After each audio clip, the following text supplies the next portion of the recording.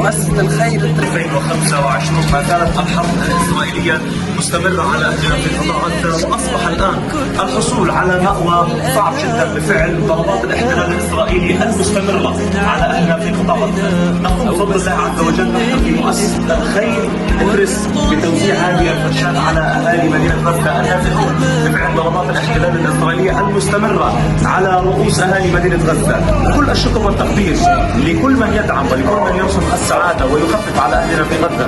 نقول لهم بارك الله فيكم وجزاكم الله كل خير وأبشروا بالخير.